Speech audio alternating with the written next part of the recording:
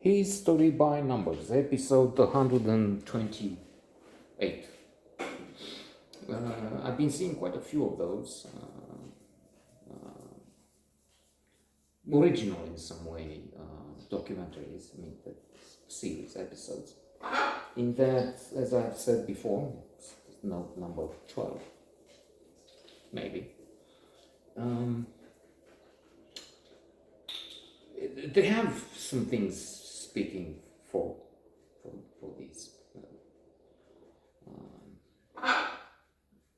parts.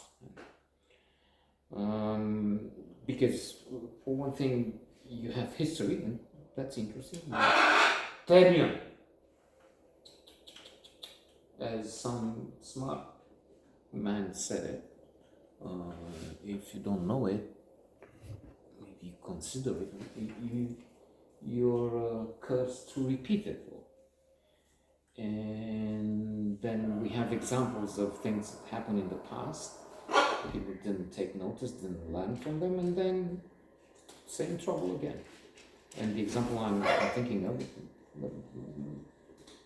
the worst catastrophe, at least in our part of the world, in Europe, Russian Putin's invasion of Ukraine and the appeasement. So with Hitler, they tried to say, okay, well, let's understand the man. There were some problems with at the end of the First World War, there were maybe too harsh conditions imposed on Germany, and then they had that inflation with a million Deutschmarks for a piece of bread. I'm just, again, hyperbole.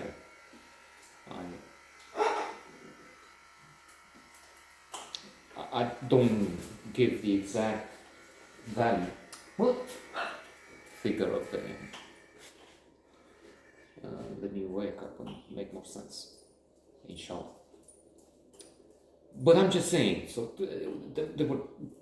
there was a tough situation and bad, and then people, but let's have peace, not another war, and all sorts of explanations for allowing Hitler to go on with taking part of Czechoslovakia, and then as it was then called, and then Sudetenland, and then he moved into Poland. World War II broke up. Now with Putin, but the West protested for the annexation of Crimea, but hoped in vain that he would stop. He didn't, and he would not stop now. That's what people have to understand from history. So to finish this long sidetrack, the first time it's trouble. They were speaking of, and it's extraordinary to look at the numbers, figures there, history by numbers. That's part of the attraction, that numbers they give you. And then they present it in a more attractive way, different a bit. Dynamic, animated, they try some jokes, they ask some people, what do you think is the number of humans that are up in there at any given moment, and it's staggering numbers, which is good because so many people can fly. It's a miracle. 130 years ago it was still an exploration, and then 100 years ago they had those very dangerous airplanes.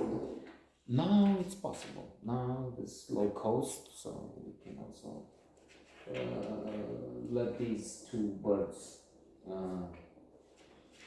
fly around here and travel to the airport and get on a flight, which is it's inflation. It's more expensive. I have no idea. Let's just say $75 to roll. And so that's a good thing. He doesn't want to be left alone here. I know that for sure, not just because he just excreted something, but if I go out for not a minute, 15 seconds, they start screaming. Where are you? They don't say that, but they scream it. as in loud protest. So that's good. Humanity can travel. It's magic. It's being up in the air. Louis C.K. remember he has some of those jokes, and one of it is the irony against those who complain at the airport. Are you crazy? What do you mean? You're flying up in the air. You're gonna be in a chair up 5,000 meters, and then in a couple of hours you just be 1,000 miles. I'm again giving wrong figures. So what is there to? This is humanity has never had it. Okay, it's magic. It's, on the other hand, I'll finish with this. Air travel has to cut down on emissions. It's, I don't know, not so severe at this point, as in part of, as in percentages.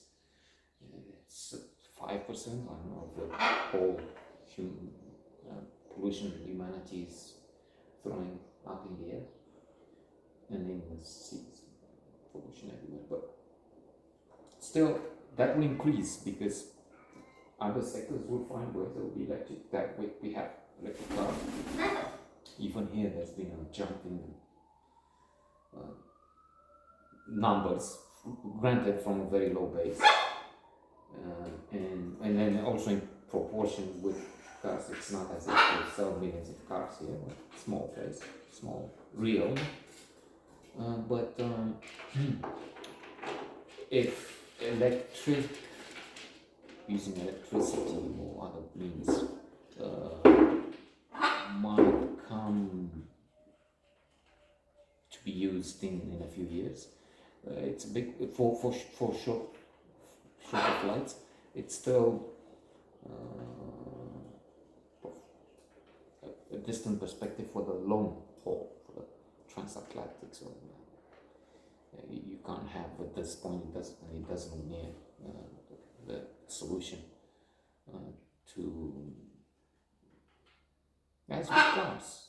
If it's a shorter distance, you have, but as are getting better, but still you can't expect to travel 1,000 miles without charging an electric car.